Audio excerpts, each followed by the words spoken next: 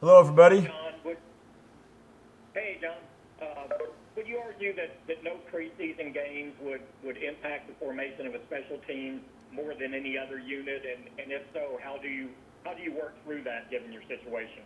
Yeah, I would agree that it would have a big impact on special teams because the preseason games really are built for the majority of the reps going to the young guys. And, a lot of the kids coming out of college probably haven't played a lot of special teams. So it's a chance to get them live game action doing something that they haven't done very much or hadn't done for a while. So that is a challenge. And what we'll do in practice is try to replicate the game speed as best we can. So for any of these young guys that make the team and are dressed up on week one, they have a feel for the speed that the game's going to be played at. And I think that's the biggest thing that the preseason game losses mean is you don't ever get a chance to get that true game speed. You also don't get a chance to, tackle and block at those high-speed collisions. And so our goal is to replicate it in practice as best we can and get them ready. We're still in the early phase of training camp, of course, so being able to replicate at true preseason type speed, is that something that probably can't happen for a little bit of time still, or are you able to do that now? I would say that we're not there yet, and probably, to be fair to the players, we shouldn't be there yet because we've only been in pads 2 days, and we've been in shells for 2 days.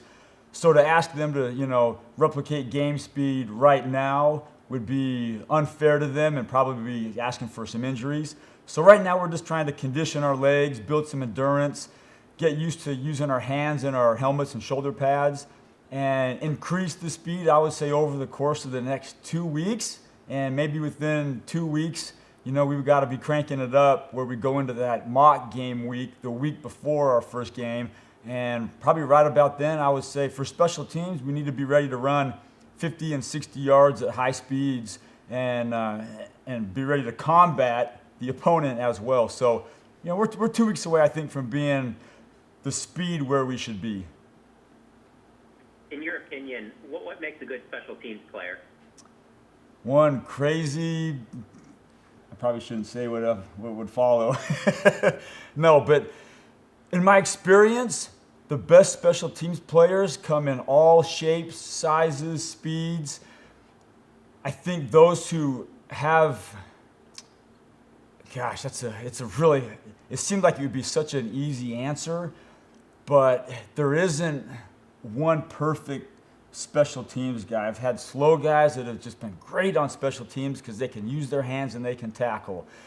Fast guys that have courage and that can, make big plays at high speed. So what would be the one trait, let me ask myself, the one trait that would make a great special teams guy? I would say versatility, and I'll throw one more in there, a guy that's got a lot of courage. That'd probably be the right word to use on a call.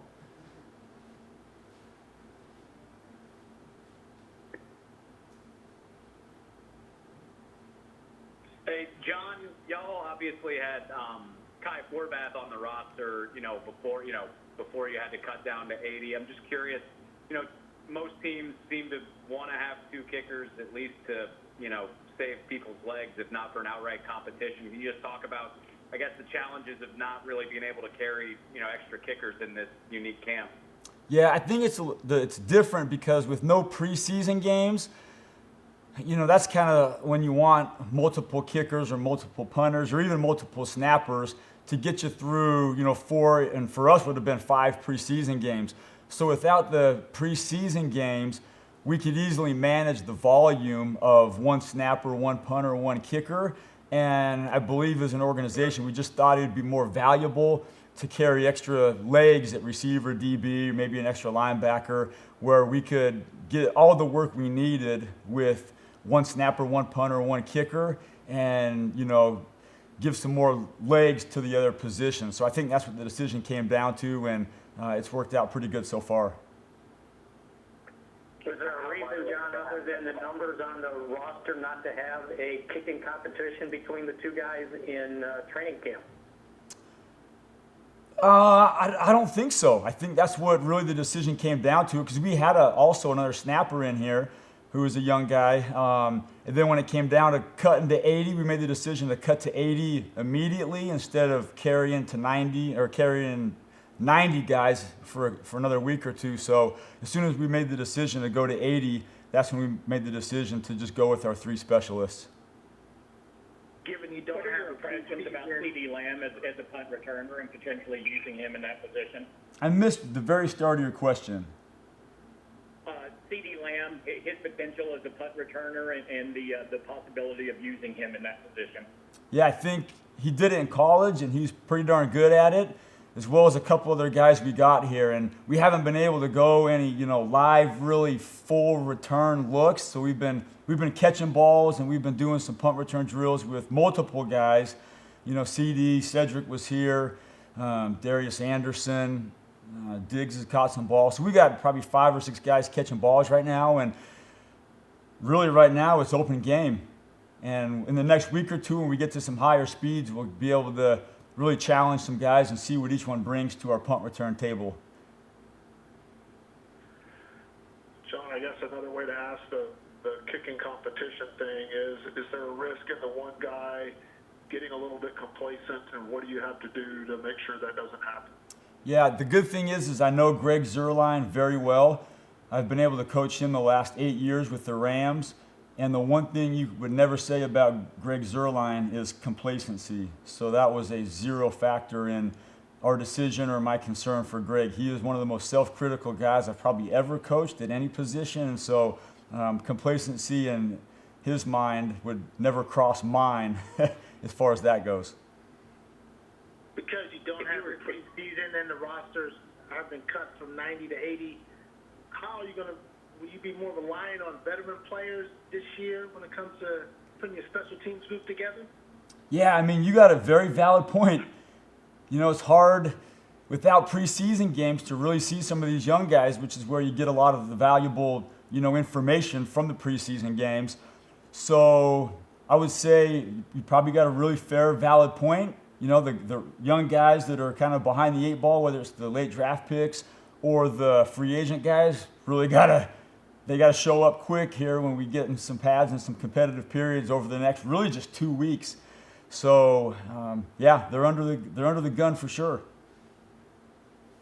John, are there any guys that you either coached before or that you've seen in the NFL that you really like the way that they play special teams, and maybe you use those guys as an example with players on the current team? I haven't. Yeah, that's a good question. I haven't done that a lot because I don't want to ever tell any of our current Cowboys, like, this is how this guy did it, or think about doing it like he did it, because everybody's so different. I have shown, some of the better guys I've coached over the last couple of years, some technique things that they used, and we've tried to show those to our current players and just give them some tools like, hey, see if this works for you. This worked for him. Doesn't mean it's going to match you. But there's been a couple guys, I had Corey Littleton, who I love to use as an example, in LA, who was an undrafted kid who showed up really fast, and he's got a lot of talent, but a lot of great technical skills. Bryce Hager, who was a linebacker, some great defensive backs. So it's more about the technique than trying to have one of our guys mimic that player. Everybody's so different. But that's a really good thought, good question. Yeah, it's fun to talk about those type of things. Hey, Greg John, didn't kick as well last year as he had before. What did you diagnose as the issue? One more time, please, at the start. I'm sorry, Greg didn't kick as well as last year as he had the previous 4 seasons. What did you diagnose as the issue last year? Yeah, I diagnosed a groin pull. And in all honesty, he was, he's going into the last year of his contract, and he wanted to kick through, a pretty good groin pull. So there was about a 6 to 8 week stretch that we just didn't even kick him during the course of the game week. And, he had been so great and so reliable for us for so many years, especially the couple previous years, that we just, wanted to try to just ride him through it. And not to make excuses, and Greg would be the last one to do it, but, that has a factor on your ability to swing like you normally would. And so fully healed, I expect Greg to be one of the top, if not the top kicker in the league for the next couple of years for us Cowboys. It's the last one right here, guys. John, at the end of practice, when Stevie and Cedric were fielding some punts off the jugs, and you had like a hands-on thing where you had him by the shoulder. What was the coaching point on that? Yeah, very, very well observed. We were just I was trying to do some punt return drills where I was taking a little bit of the running off their legs because they had, pretty good workout, lift, practice day.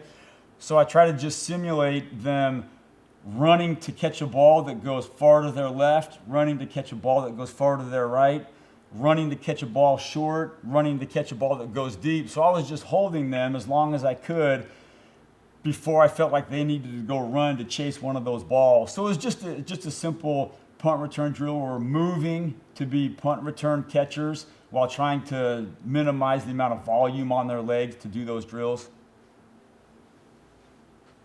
Nick, go ahead and sneak this last one in. Coach, when Maurice Kennedy decided to opt out, I know not a lot of fans know much about him. How much was that a disappointment, though, for you and what he brings special teams-wise? Yeah, that's, I'm glad you brought that up. When I found out he opted out, I know Maurice only really from competing against him the last couple of years. I don't really know him personally because I never got a chance to this whole spring. And I wasn't, for him, disappointed at all. I actually texted him after he opted out and just told him how much I respect his decision and know it was for the right reasons. And I also told him, I'll definitely miss having the opportunity to coach him this year and get to know him. But I'm sure he'll be back next year and hopefully get to know him then. But I, totally respect any of those guys' decision that they made for that reason. And I let him know that. Thank you.